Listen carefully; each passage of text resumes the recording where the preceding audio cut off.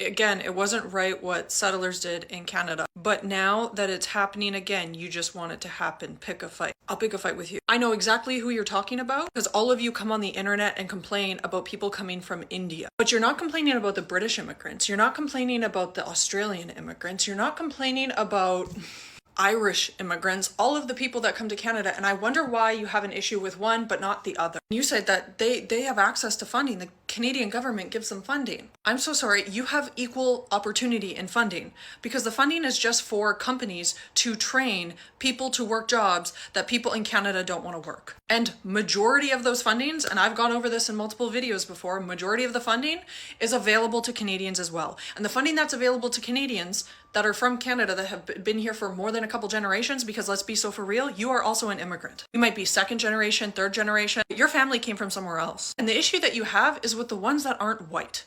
And like I said, you didn't care when it was your family coming here and getting handouts from the Canadian government. Because that's what happened.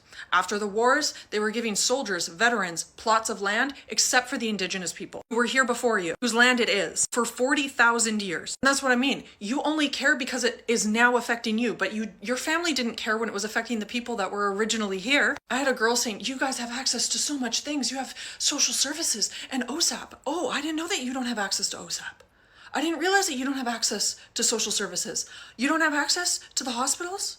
You don't have access to public libraries? You also have access to social services. You want to talk about what's costing the Canadian government a lot of money? The political, social, and economic conditions facing Aboriginal people impose a cost of $7.5 billion per year on them and all Canadians. This cost is likely to rise in the future, reaching $11 billion per year by 2016. This cost of the status quo includes losses flowing from failure to develop and use the full economic potential of Aboriginal people and the cost of remedial action to deal with the effects of social disintegration. Meaning, it costs our Canadian government more money to keep Indigenous people impoverished and under their thumb than it would for them to set up Indigenous people in a way where they could self-govern.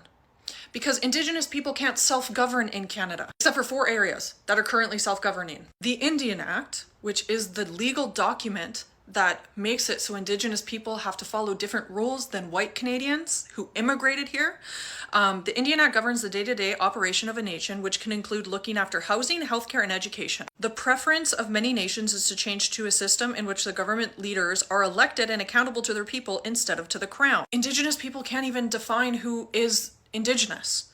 They have to get the Canadian government to do it because the Canadian government is controlling Indigenous people through the Indian Act. Do you care about that? Because it's costing the government money to do that. Another is self-reliance. Another key objective for Indigenous peoples is self-reliance. They want the ability to participate in political and, more importantly, the economic mainstream without having to rely on federal funding through CERNAC and Indigenous services to meet community needs for which they are chronically underfunded. And the thing is that when it comes to this, you're not going to care because it doesn't directly affect you. You are only caring because you want to be racist towards other groups of people coming to Canada.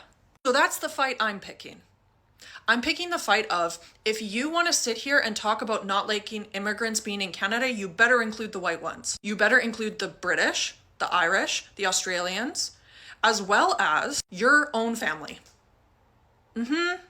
What have you done personally to contribute to the problem that is immigration into Canada taking away jobs from the people who are originally here? Maybe I would have approached this a little bit nicer if you hadn't added the pick a fight. Because when you think about it, doesn't it feel a little white supremacy to be in comment sections being like, but we're gonna be the minority?